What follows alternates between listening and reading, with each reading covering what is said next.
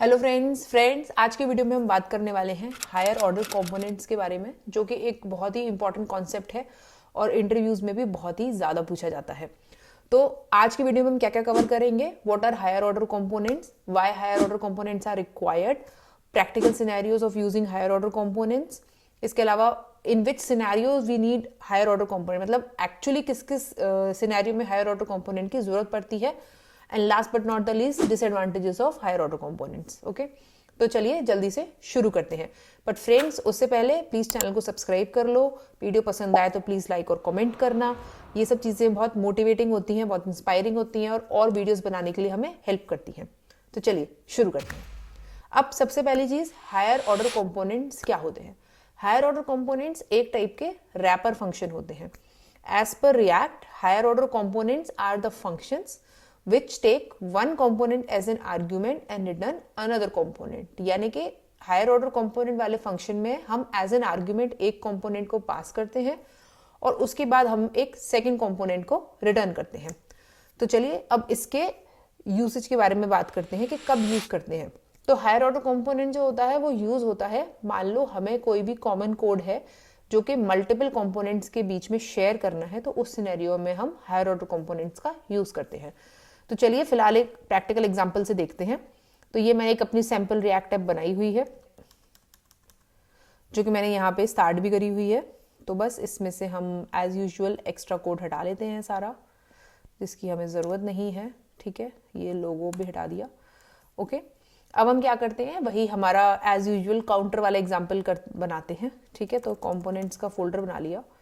ठीक है, तो अब हम एक बटन पे काउंटर बनाएंगे। एक होगा क्लिक काउंटर, ठीक है, इसमें, और दूसरा होगा हवर काउंटर। तो सबसे पहले क्लिक काउंटर बनाते हैं, const click counter.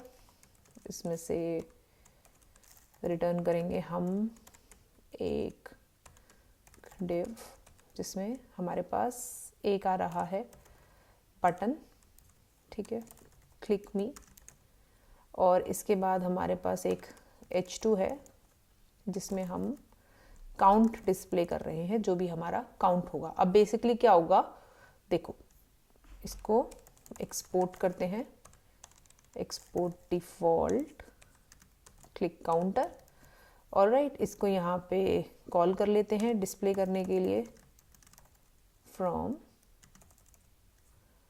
Component slash click counter, और इसको यहाँ पे डायरेक्टली बस कॉल कर देते हैं। ओके, तो एक्सपेक्टेशन क्या है कि जैसे ही हम इसको क्लिक करेंगे यहाँ पे एक काउंट आ जाना चाहिए। अब ये app.css में जाते हैं, थोड़ी सी CSS अपडेट कर लेते हैं, मार्जिन टॉप है ना 50 पिक्सल। ओके, तो थोड़ा सा बेटर लग रहा है। ठीक है, अब एक्सपेक्टेशन क्या है कि जब भी आप क्लिक करो तो काउंट आता जाए यहाँ पे सामने सामने। ठीक है, क्या करेंगे इसके लिए, सिंपली, अगर आपने मेरा चैनल देखा होगा तो आप अभी तक इसको मास्टर कर चुके होंगे, पर जिन्होंने नहीं देखा उनको फिर से बता देती हूँ। तो यहाँ पे क्या करेंगे हम, import use state from React, एक स्टेट बना लेंगे, कॉन्स्ट काउंट, इसका ये set count is equal to use state, और इसको 0 से इनिशियलाइज कर देंगे। और यहाँ पे क्या कर सकते हैं, ऑन क्लिक, ठीक है, ऑन क्लिक क्या करना है, सेट काउंट, काउंट प्लस 1, और यहाँ पे क्या डिस्प्ले करना है, सिर्फ हमें इस काउंट को डिस्प्ले करना है। ठीक है, तो अभी 0 है, ये चलने लग गया, राइट। सिमिलरली हम एक हवर काउंटर बना लेते हैं, .js। ठीक है, बिल्कुल सेम कंपोनेंट रहेगा एज इट इज, बस नाम चेंज कर देंगे, हवर काउंटर, हवर काउंटर, और ये ऑन क्लिक की जगह होगा on mouse, on mouse over. Okay, ये आ गया। अब इसका नाम क्लिक मी की जगह हवर मी कर देते हैं। ठीक है, और राइट, हाँ, हमने कंपोनेंट को कॉल नहीं करा है app.js में, तो यहाँ पे हमें इससे कॉल करने की भी ज़रूरत है। ऑल राइट, यहाँ आ गए और इसको कॉल कर दिया, तो हमारा ये हवर काउंटर हो गया। अब देखो ये सही चल रहा है और ये भी सही चल रहा है। ठीक है, 4 5। अब इन दोनों में प्रॉब्लम क्या हुई कि ये जो हमारा सारा कैलकुलेशन था ऑन माउस ओवर पे set count, count plus 1, click count में भी हम सेम फंक्शनैलिटी को दोबारा कर रहे हैं, यानी कि सेम फंक्शन को हम दोबारा कॉल कर रहे हैं काउंटिंग करने वाले को। तो ये जो हमारा सेम कोड था इसको हम एक जगह रख सकते हैं HOCs की हेल्प से, हायर ऑर्डर कंपोनेंट की हेल्प से, जिससे हमें बार बार इस कोड को रिपीट ना करना पड़े। यहाँ पे क्या हो रहा है कि हमारा जो ड्राई प्रिंसिपल होता है, यानी कि डोंट रिपीट योरसेल्फ वाला प्रिंसिपल होता है, वो वायलेट हो रहा है।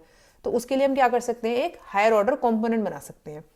ठीक है, तो हायर ऑर्डर कंपोनेंट का नाम मैं रख लेती हूँ, मान लो विद काउंटर डॉट JS। ठीक है, अब देखो सबसे पहले मैं एक स्ट्रक्चर दिखा देती हूँ कि कैसा होगा। ठीक है, तो मेरा ऐसा कुछ बनेगा, const new component is equal to with counter, यानी कि ये मेरा HOC है, और ओल्ड कंपोनेंट। ठीक है, तो यानी कि इस तरीके से कुछ ये फंक्शनैलिटी चलेगी, यानी कि ओल्ड कंपोनेंट मतलब ये क्लिक काउंटर या हावर काउंटर, इसको हम पास करेंगे, इसमें रैप करेंगे और इससे हमें एक न्यू कंपोनेंट मिल जाएगा। ठीक है, तो अब इसी को रेफरेंस में लेंगे। ठीक है, const with counter is equal to, क्या रिटर्न करेगा ये। ठीक है, अब यहाँ पे देखो इस विद काउंटर में हम क्या पास कर रहे हैं, एक ओल्ड कंपोनेंट नाम रख लेते हैं, मान लो, है ना। अब यहाँ पे क्या आ जाएगा, रिटर्न करेगा ये, फिर से ऐसे रिटर्न नहीं करेगा, ये रिटर्न बेसिकली एक फंक्शन करेगा, फंक्शन इनहांस्ड कंपोनेंट। ठीक है, कंपोनेंट, और अब यहाँ पे ये रिटर्न क्या करेगा, ओल्ड कंपोनेंट का नाम हम O कैपिटल से रखते हैं क्योंकि हमें इसको कॉल करना है। ठीक है, ये रिटर्न करेगा ओल्ड कंपोनेंट को। ठीक है, एक्सपोर्ट डिफॉल्ट विद काउंटर। ठीक है, तो बेसिकली क्या है, ये विद काउंटर है जो कि एक फंक्शन रिटर्न कर रहा है इनहांस कंपोनेंट, जिसमें हमारा इवेंचुअली ओल्ड कंपोनेंट जो है वो कॉल हो रहा है। ठीक है, तो यहाँ पे क्या था, ये जब न्यू कंपोनेंट को आप विद काउंटर में रैप करोगे तो ये फंक्शन एक तरीके से रिटर्न होगा जो कि उस ओल्ड कंपोनेंट को कॉल कर रहा होगा। तो ये फंक्शन रिटर्न होके क्या होगा, इस इनहांस्ड कंपोनेंट को, यानी कि जब इस न्यू कंपोनेंट को आप कॉल करोगे, इसको कैपिटल में रखते हैं, तो ये वापस कॉल भी ऐसे ही होगा, न्यू कंपोनेंट, और फिर इसमें जो भी आप प्रॉप्स वगैरह जो भी पास करोगे वो भी यहाँ पे आप आगे इसमें पास कर सकते हो।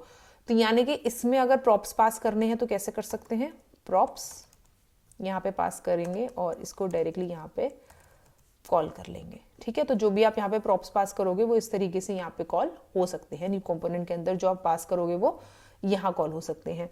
ठीक है, तो ये हमारा आ गया। अब आ जाते हैं कि हमको अपना जो, इसको मैं यहाँ पे नीचे कर देती हूँ क्योंकि ऊपर हम कुछ इंपोर्ट्स करेंगे। ठीक है, अब हमें यहाँ पे इस क्लिक काउंटर वाली फंक्शनैलिटी को एम्बेड करना है, तो इसको हम फिर से क्या करेंगे, import use state from React, और फिर हम यहाँ पे वही कॉन्स्ट काउंट और set count is equal to use state 0। तो यानी कि सबसे पहले तो हमने काउंट ले लिया। ठीक है, सॉरी यहाँ पे नहीं कॉल होगा, ये यहाँ पे कॉल होगा, इस क्योंकि ये हमारा एक्चुअल फंक्शन है जिसमें ये यूज स्टेट हमको रिटर्न कर रही है। ठीक है, यूज स्टेट को ये एक बेसिकली फंक्शनल कंपोनेंट रिकॉग्नाइज नहीं कर रहा है। ओके, आई थिंक इसका नाम हमने स्मॉल में दिया है, इसको कैपिटल में करेंगे तो ये फिक्स हो गया। ठीक है, तो अब इसने इसको फंक्शनल कंपोनेंट रिकॉग्नाइज करना स्टार्ट कर दिया। ठीक है, ये हो गया। अब देखो हमें यहाँ पे क्या करना है कि ये अब जो सारी कैलकुलेशन है वो यहीं पे परफॉर्म हो जाएगी। ठीक है, तो हम क्या कर सकते हैं, काउंट को एज अ प्रॉप यहाँ पे पास कर सकते हैं, काउंट, और सेट काउंट को हम इंक्रीमेंट काउंट नाम के एक फंक्शन में, ठीक है, एज अ फंक्शन पास कर सकते हैं। ठीक है, तो ये कैसा हो गया, सेट काउंट, वही जो हमने वहां पे किया था, काउंट प्लस 1। ठीक है, तो बेसिकली क्या हो रहा है कि ये इंक्रीमेंट काउंट को जब आप कॉल करोगे तो ये काउंट इंक्रीज हो जाएगा। ठीक है, तो वो कहाँ से एक्सेसिबल होगा, इस कंपोनेंट में, इस काउंट वेरिएबल में, इस काउंट के प्रॉप में, और ये जो हमारा फंक्शन है वो जो काउंटर इंक्रीज करने वाला जो फंक्शनैलिटी परफॉर्म करने का काम है वो ये इंक्रीमेंट काउंट फंक्शन कर देगा। ठीक है, आगे इसको कैसे यूज कर रहे हैं वो आपको अभी समझ में आ जाएगा। तो सबसे पहले हम जाते हैं क्लिक काउंटर के अंदर। Now we don't need this use state, we don't need this set count, and ये सारी चीजें हमें जरूरत नहीं है यहाँ पे क्योंकि हमारे पास एक्सेस हो जाएंगी वो अभी यहाँ पे सबसे पहले क्या करते हैं, सबसे पहले इंपोर्ट करते हैं, import with counter from with counter. ठीक है, ये हमारा हायर ऑर्डर कंपोनेंट है जो हमने इंपोर्ट कर लिया।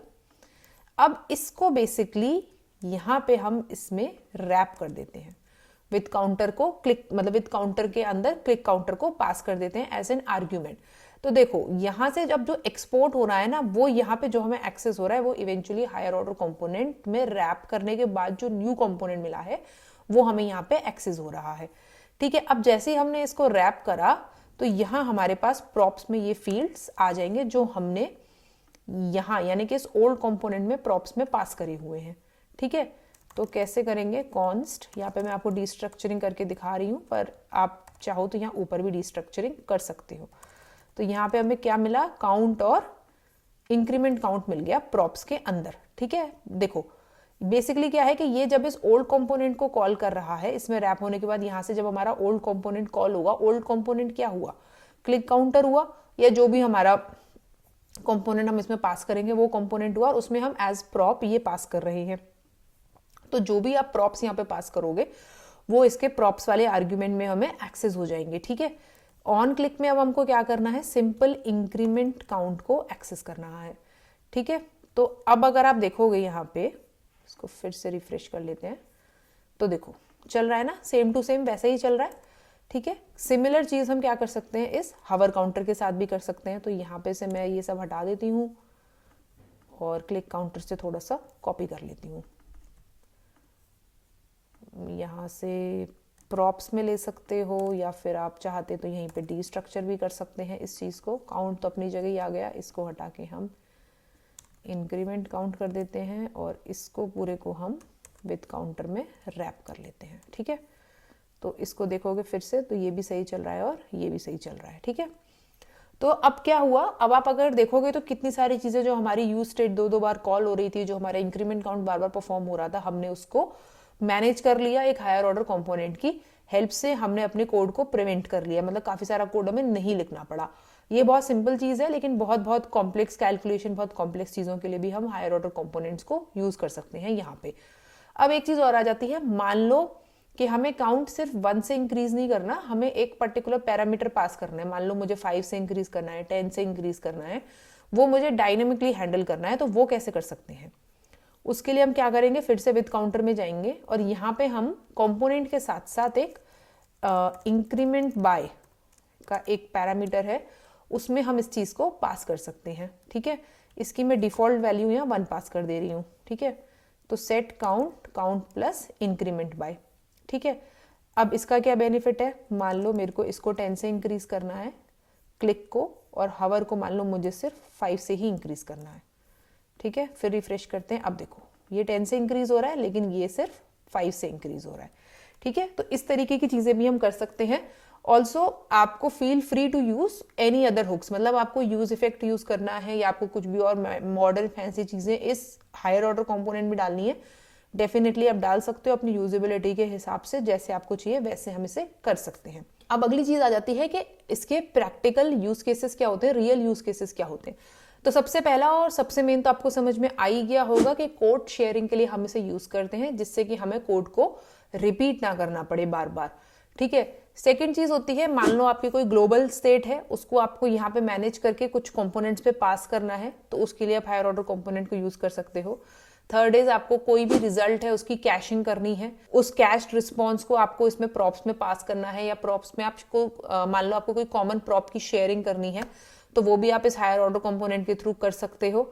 आपकी कोई भी स्टाइलिंग है जो कि मल्टीपल कंपोनेंट्स पे अप्लाई हो रही है, उसके लिए भी आप हायर ऑर्डर कंपोनेंट का यूज कर सकते हो। इसके अलावा मान लीजिए आपकी कोई कंडीशनल रेंडरिंग है, लेट्स से कि मतलब किसी भी कंडीशन की बेसिस पे आपको कंपोनेंट को रेंडर करना है या नहीं रेंडर करना है, तो वो कंडीशन अगर आपकी कॉमन है कुछ कंपोनेंट्स के बिटवीन, तो फिर आप उसके लिए भी हायर ऑर्डर कंपोनेंट्स का यूज कर सकते हो। अब फ्रेंड्स, इसके बाद एक बहुत कॉमन क्वेश्चन है जो इंटरव्यूअर पूछते हैं यूजुअली। ऐसा हो सकता है कि आप प्रैक्टिकली रिएक्ट यूज कर रहे हो अपनी कंपनी में पिछले 1-1.5 साल से, बट काफी पॉसिबिलिटी है कि आपको खुद हायर ऑर्डर कंपोनेंट नहीं बनाना पड़ा हो, किसी भी काम के लिए आपने नहीं यूज करा हो। तो वो लोग पूछते हैं कि रियल एग्जाम्पल क्या होता है हायर ऑर्डर कंपोनेंट को यूज करने का। तो रियल एग्जाम्पल्स मैं आपको बता देती हूँ। सबसे पहली चीज होती है हमारा react.memo, जो मेमोराइजेशन के लिए यूज होता है रिएक्ट में फंक्शनल कंपोनेंट्स में। मैं अगले वीडियो में इसके बारे में डिटेल में बताऊंगी, तो आप देख लेना जाके। उसके बाद आता है दूसरी चीज आता है हमारा विद राउटर, जो कि रिएक्ट राउटर डॉम में यूज होता है। उसके अलावा हमारा रिएक्ट रिडक्स में एक कनेक्ट करके कंपोनेंट होता है जो यूज होता है। तो ये सारी चीजें हैं जो कि एकदम प्रैक्टिकली लोग यूज करते हैं एज हायर ऑर्डर कंपोनेंट्स। आपको इनके बारे में नहीं पता तो मैं रेकमेंड करूंगी प्लीज जाके आप थोड़ा थोड़ा पढ़ लेना, जिससे अगर आपके इंटरव्यूज हैं अपकमिंग तो आप उसके लिए प्रिपेयर रह सको थोड़ा सा। अब आ जाते हैं हम अगले टॉपिक पे, जो कि यूजुअली इंटरव्यूज में बहुत पूछा जाता है, और वो होता है disadvantages of higher order components. यानी कि हायर ऑर्डर कंपोनेंट को डिसएडवांटेज तो नहीं बोलेंगे, ड्रॉबैक्स बोल सकते हैं। मतलब क्या प्रॉब्लम होती है, क्या प्रॉब्लम आप फेस कर सकते हो हायर ऑर्डर कंपोनेंट की वजह से। ठीक है, तो अब प्रॉब्लम हो जाती है इसमें क्या होता है कि हमको ये नहीं पता चल रहा कि जो प्रॉप आ रहा है एक हायर ऑर्डर कंपोनेंट में, जो प्रॉप पास हुआ है वो क्या प्रॉप है। ठीक है, तो उसके बारे में हमें नहीं पता चल पाता है। इसकी वजह से क्या होता है, प्रॉप कोलिजन हो सकता है। यानी कि जब आप मल्टीपल हायर ऑर्डर कंपोनेंट में एक कंपोनेंट को रैप करोगे तो प्रॉप कोलिजन हो सकता है। तो वो एक बार फिर देख लेते हैं कैसे हो सकता है।